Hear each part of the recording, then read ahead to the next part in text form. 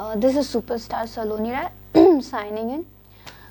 मैं अब सबको पकाने जा रही हूँ क्योंकि मेरे फ्रेंड्स लोग मेरे सेम कहानी को सुनने में बार बार इंटरेस्टेड नहीं है, पर मेरे को तो बोलना है ना और किसी को तो सुनाना है ना, तो मैं यहीं पे भौंकूंगी।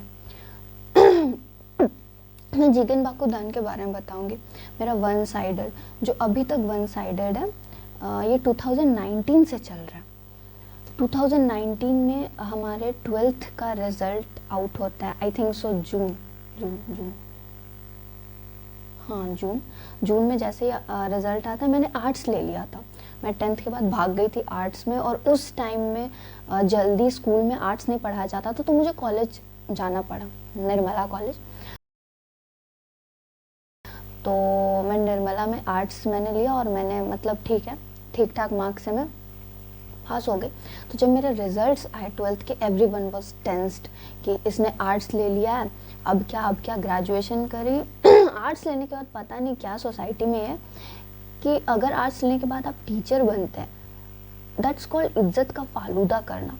और अगर आर्ट्स लेने के बाद आप यूपीएससी क्लियर करते हैं, कोई गवर्नमेंट जॉब लेते हैं, कोई सरकारी नौकरी लेते हैं, तो उसका मतलब होता है इज्जत का एकदम मस्त वाला भाजी पाला करना। मतलब सोसाइटी में गजब का इज्जत मिलेगा। आर्ट्स लेके एक बार यूपीएससी निकाल के तो देखो।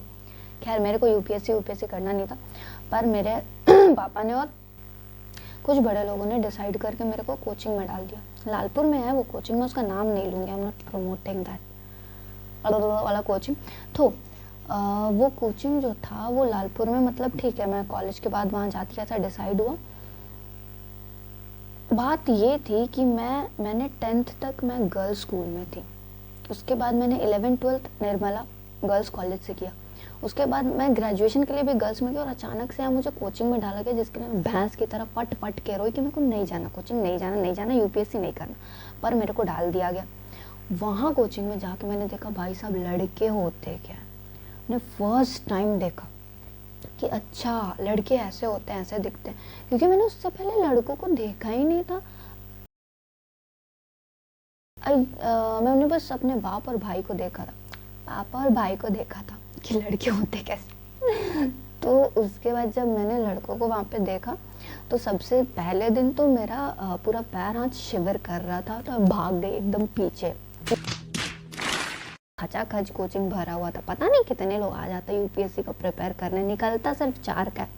खैर मैं पीछे भाग गई, दूसरे दिन मैं पीछे भाग गई, तीसरे दिन से धीरे धीरे आई गॉट कंफर्टेबल, सो मैं आगे बैठने लगी, सबसे आगे, ऐसा वैसा कंफर्टेबल नहीं, मस्त वाला कंफर्टेबल, सबसे आगे बैठने लगी। और मेरे को ये रियलाइज हुआ लड़के भी लड़की की तरह ही होते हैं, कुछ अलग प्राणी नहीं है।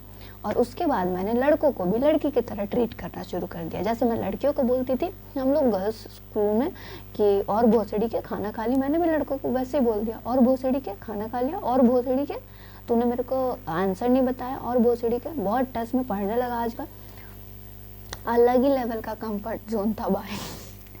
उसके बाद कुछ दिन हुए होंगे, 1 महीना पार हुआ, फिर 2019 का अगस्त था वो, जब मैंने फर्स्ट टाइम जीगन बाकुदान को देखा।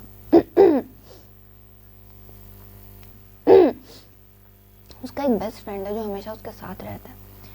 तो जो हम लोग का जो कोचिंग था वो नीचे वाले फ्लोर पे भी था, ऊपर वाले फ्लोर पे भी था। तो नीचे के फ्लोर्स पे ऑप्शनल की क्लासेस चलती थी, और ऊपर वाले फ्लोर पे चलता था जीएस का क्लासेस, और दोनों में हिस्ट्री चल रहा था, ऊपर जीएस हिस्ट्री, नीचे ऑप्शनल हिस्ट्री।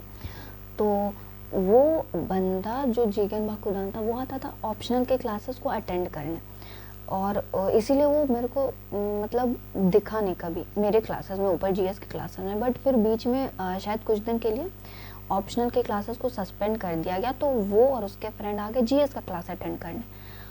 और उस जीएस के क्लास में अगस्त के लास्ट में हम लोग थे, हम लोग गांधीयन एरा में पहुंच चुके थे शायद, हाँ भाई गांधीयन एरा था। तो मेरा कुछ मन नहीं था यूपीएससी ये वो करने का, बट अब डाल दिया गया था, तो मैं बड़े मन से पढ़ती थी, ठीक है। लेकिन उस दिन जब गांधीयन एरा स्टार्ट होने वाला था, सर बोर्ड पे हमेशा डेट डालते थे, उसके बाद शुरू करते थे। हम लोग सब रेडी थे, हम लोग एक एक बात छाप लेते थे सर जो बोलते थे। तो हम लोग सब रेडी थे अपने पेन के साथ, तो हम लोग बस डेट लिखने के लिए मतलब रेडी सब था, तो डेट डाल ही रहे थे।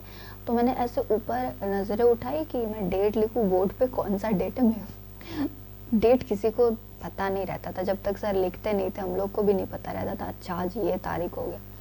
हम लोग लिख रहे थे, तो जैसे मैंने ऐसे नज़र उठाया डेट लिखने के लिए, उधर से वो कांच वाला दरवाज़ा था जिसको पुल करके हम लोग घुसते हैं।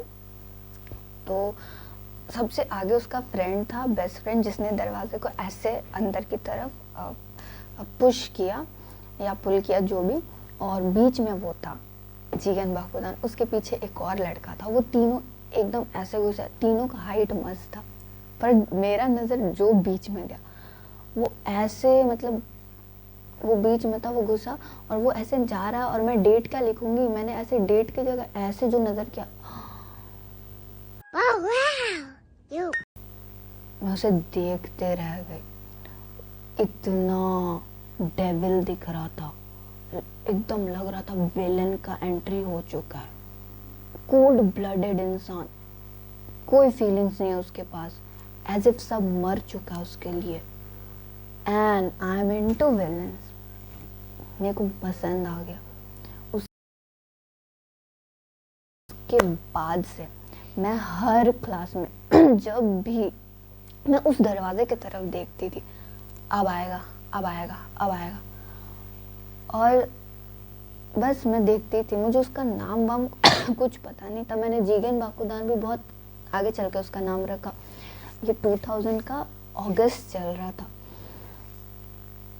सितंबर आते आते हिस्ट्री की क्लासेस ख़त्म हो गई थी, उसके बाद वो दिखने भी नहीं लगा उतना।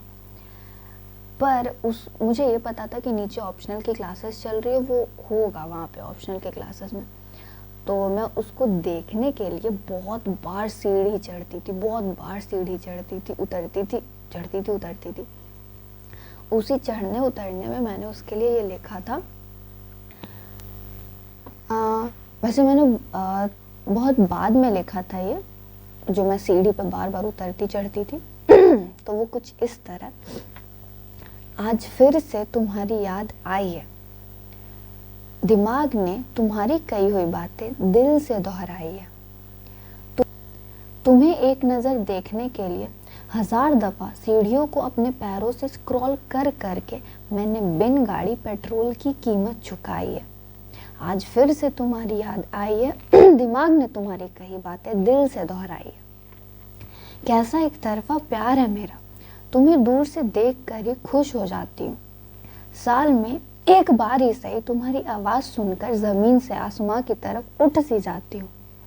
भूल कर भी तुम्हें भूल ना पाऊँ, ऐसी मैंने तुमसे दिल की लगाई है।